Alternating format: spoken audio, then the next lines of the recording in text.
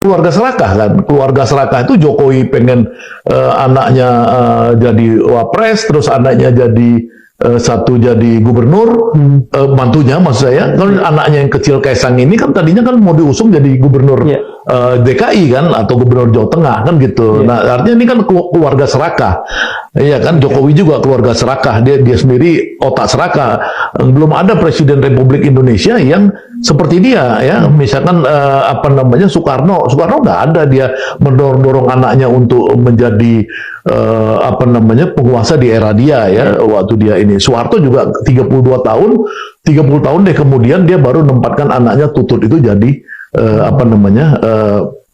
Menteri Sosial. Ya. Dan itu dia sudah punya track record juga saat itu kan, dan sudah sangat dewasa. Betul. Nah, SBY sendiri kan tidak pernah mendorong anaknya ketika dia berkuasa. Ya kan, anaknya kan cuma jadi orang partai aja, orang DPR.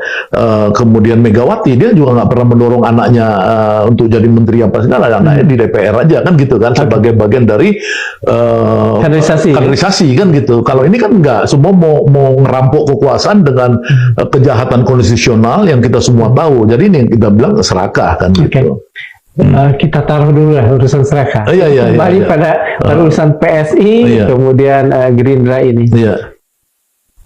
Pada saat yang tidak lama setelah itu, sepulang dari lawatannya ke luar negeri, Pak Prabowo melakukan sowan terhadap Pak Jokowi di kediaman di Solo.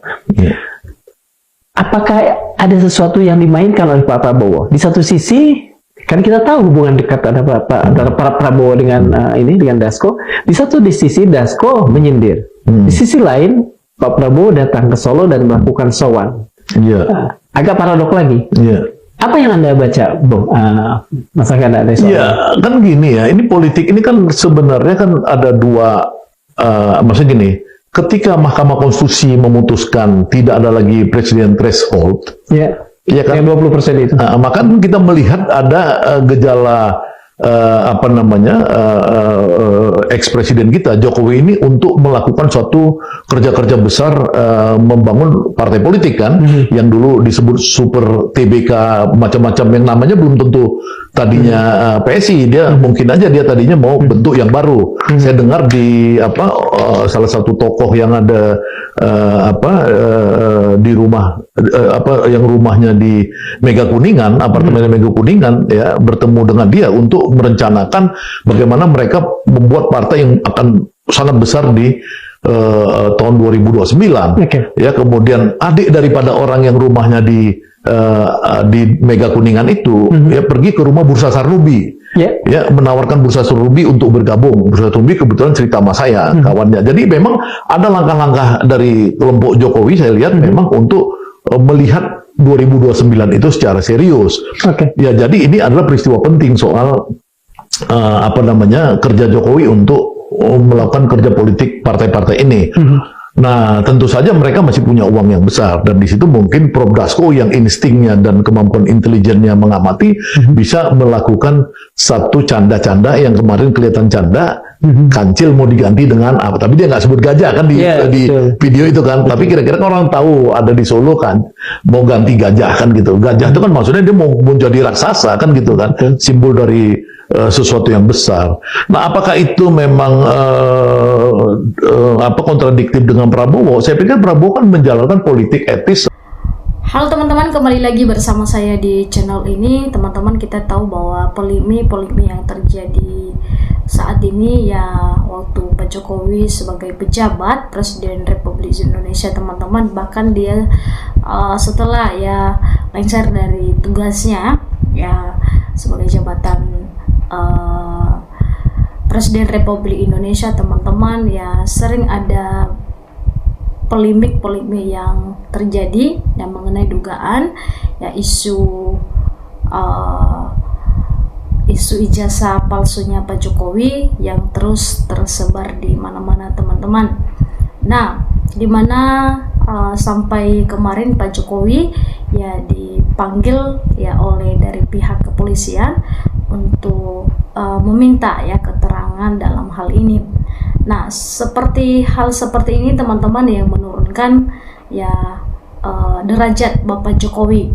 Ya, dimana dulunya kalau kita tahu teman-teman bahwa waktu Pak Jokowi jadi presiden, ya dia ya bisa dikatakan ya dia yang memerintah kepolisian. Bahkan sekarang ini ya dia yang diperiksa oleh kepolisian. Nah, teman-teman, dalam hal ini ya ya bagaimana hal seperti ini bisa terjadi ya teman-teman ya. Ya mungkin karena juga isu-isu yang sudah tersebar tentang ijazah palsunya Pak Jokowi ini. Nah, teman-teman, dalam hal ini beda ya dengan Bapak SBY. Ya, waktu Bapak SBY ya lengser dari jabatannya sebagai Presiden Republik Indonesia, teman-teman, dia tenang ya, tidak ada kasus-kasus yang menyeret namanya, teman-teman, dalam hal ini. Ya, teman-teman, dalam hal ini mari kita membacakan ya bagaimana tanggapan-tanggapan masyarakat Indonesia mengenai hal seperti ini yang terjadi dengan Bapak Joko Widodo. Ya, dari Rosyid ya. Dia mengatakan di sini, sepertinya negeri ini milik keluarga Jokowi. Ya, kalau berkemampuan dan berisi oke, nyatanya jauh, katanya ya, teman-teman. Ya, ada lagi ya dari Siti, ya setuju, rakus serakah, ya zolimi dan jahat, yang merusak bangsa ya. Ya bersatulah Indonesia pintar, janganlah mau kita dipimpin oleh yang sedang rendah ya, tetapi nafsu kekuasaan besar ya teman-teman. Dalam hal ini keluarga serakah ya, herannya yang orang pintar-pintar, orang yang pangkatnya ya sampai jenderal kok mau dipimpin oleh model lainnya ya kayak gini, teman-teman ya. Nah, dalam hal ini teman-teman, karena kita tahu juga sekarang nih ya Bapak Jokowi ya lebih mementingkan ya kekuasaan untuk anak-anaknya, bahkan menentunya sendiri, teman-teman. Dalam hal ini ya masyarakat ya, bagaimana tanggapan masyarakat sekarang ini ya, kita bacakan lagi teman-teman ya. Di sini ada asli ya, keluarga rakus ya teman-teman. Ngeri memang, sebenarnya tidak apa-apa Gibran maju, yang penting sesuai dengan aturan ya, tapi maju dengan mengutamakan etik dan aturan ya. Bagaimana membuat aturan baru supaya umur 33 tahun bisa dicalonkan menjadi wapres ya, teman-teman. Dalam hal ini ya ada saja ya teman-teman yang membuat ya masyarakat Indonesia geram dengan tindakan ya Pak Jokowi ini ya, untuk menghalalkan ya segala cara untuk bisa ya anak-anaknya duduk ya dalam kekuasaan di negara ini, teman-teman.